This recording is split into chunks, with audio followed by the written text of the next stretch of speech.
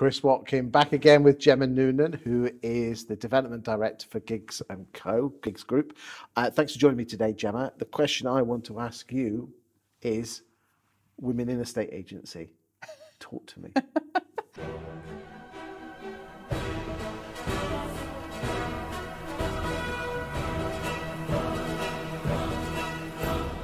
There are some amazing women in a estate agency.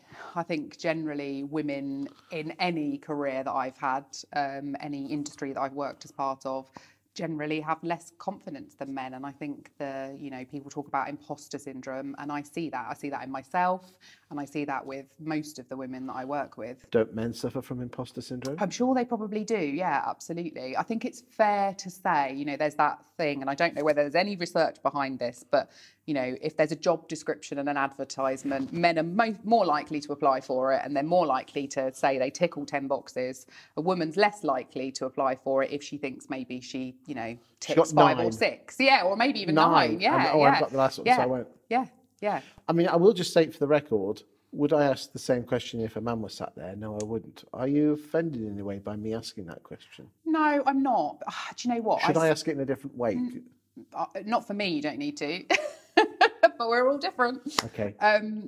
I would have probably started out my career wanting to, and I think I did, there doesn't matter that I'm female first, I'm not being discriminated against, I very much started off, I think, with a view that I'd been at school, I hadn't felt like I'd been treated differently, and why was it going to be any different in my career? So I think I very much started off not seeing a difference between men and women. Okay. Was that because of the way you were brought up?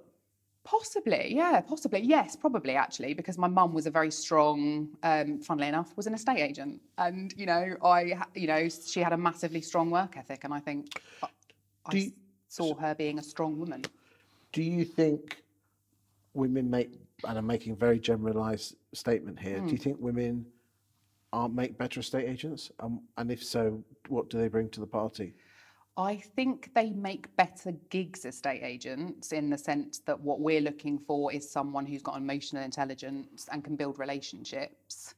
But that sounds like good old-fashioned estate agency to me. Yeah, nothing wrong with that. No. What do you think? You mentioned emotional intelligence, I think they call it EQ, don't they? Yeah. What do you think that brings to the party? Just the ability to empathise with people, I think, to be able to... Moving house is a stressful thing to do. And if you can make people feel that you understand, and actually, if you can actually show that you do, because it's there, that makes a massive difference to people. What do you think men could... Is it something that men who are probably not... the classic estate agent, let's get the houses sold, let's get the deals, it's all, putting pictures of houses on the market with exchanged on it, market share graphs, waving their willies, or whatever women wave it. But do you think that's good estate agency? I think, again, it comes back to your vision, right? So if that is what you want from your business, then who's to argue with that? You need to be true to you. And that's why I start answering your question by saying, what we're looking for in our group is the emotional intelligence, the ability to build relationships. So can we make a statement that the simple fact is women have higher EQ skills, don't they, than men? In my experience, yeah. Therefore, and EQ skills are vital for estate agents, therefore, but by definition, they make better estate agents. Yeah. Okay, but then many women have been sat on that sofa, and we have the guilt complex of juggling the house, children, husbands, because let's be honest, all men are just grown up. How do you deal with all that? And what advice would you give to people watching? Yeah, so mum guilt is definitely a thing. It's definitely real. My advice would be don't try to have it all, because you can't. You have to make sacrifices. And also you need to live authentically as you. And again, comes back to values. I'm a full-time mum. I'm a full-time worker. I work full-time. I have 2 children. How old are your kids? They are 11 and 9. Okay. I have a sport. I row, quite a competitive sport, needs practice. And I am now governor at 2 schools in my local area. And some people would say, well, she's crazy. But my values are helping people. So I do those things and have less time at home.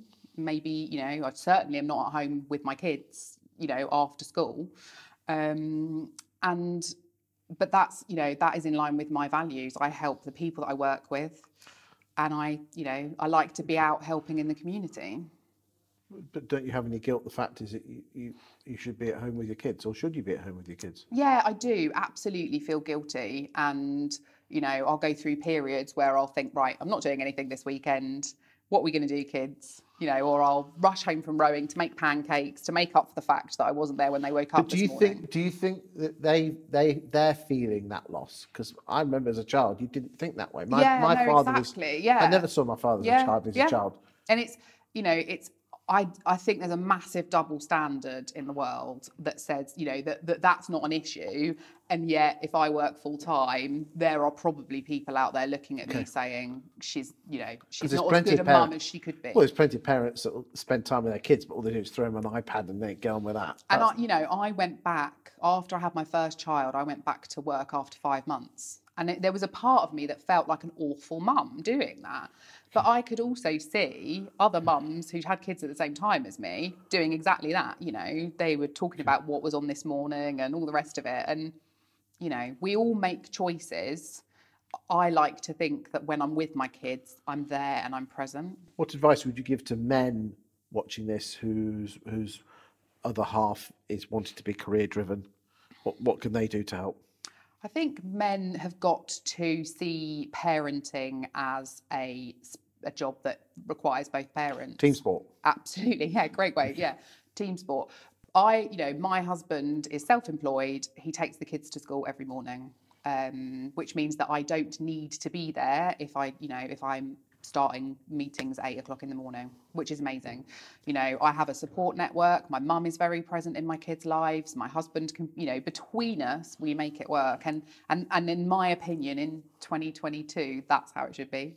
One final point I want to talk to you about is how frustrated are you that women are seen as, a lot of women are seen as bossy and feisty and trying to be more of a man than a man in a man's world? Yeah, that is frustrating. I think I know that people see me as being assertive. I'm not sure whether they ever use the word assertive to describe my male colleagues or Matt, who I would say is more assertive than me. There was a study done, and Sheryl Sandberg talks about this. There's a brilliant TED talk about this that Sheryl Sandberg did, and she talks about a business. The Columbia Business School did a study, and they had a written paper that had been written by a lady called Heidi Rosen, and they gave it to 2 groups of students, one with the name Heidi on it and one with the name Howard on it, and then they asked for feedback about these this one study. And the students genuinely thought Howard was a nice guy and made his points well. They found, and I think there were comments around, you know, they'd like to go for a drink with Howard, whereas they didn't find the same with Heidi. They found her to be somewhat aggressive and to not make her points as well. And there you go. There you have it in one study. The reality of the world that I live in and that I have seen, which is that, you know, women are seen, as being bossy or assertive, sometimes aggressive, for probably saying and doing things that it came out of a man's mouth. So how do we change that? I mean, I think we've got to, and I hate to say this because when I was that 20-year-old girl starting out my career, I wouldn't have said I needed to be positively discriminated for. But I think we do need to encourage female employees. We do need to encourage them into management positions. We need to encourage them to have a say. I worked with a business recently, actually, where the management team was all male. Everyone that had a role managing people was a man, and they had proactively chosen to put someone on their management team. She didn't manage any people, but they recognised the skills and what she brought to their team. And actually, that even though she wasn't managing people, a lot of people saw her as a mentor, and she had a lot of influence, positive influence with people. And I just thought that was great. And I think more, if women aren't as confident, and if they're not going to put themselves forward for management positions, we need to do something to make sure that their skills are used So there's in our responsibility businesses. from the employer's side, but surely the responsibility has to come from every woman watching this as well, by actually trying to dispose of it, not get rid of completely, imposter syndrome and being driven. I mean, you mentioned the word mentors. Has anyone mentored you in the past?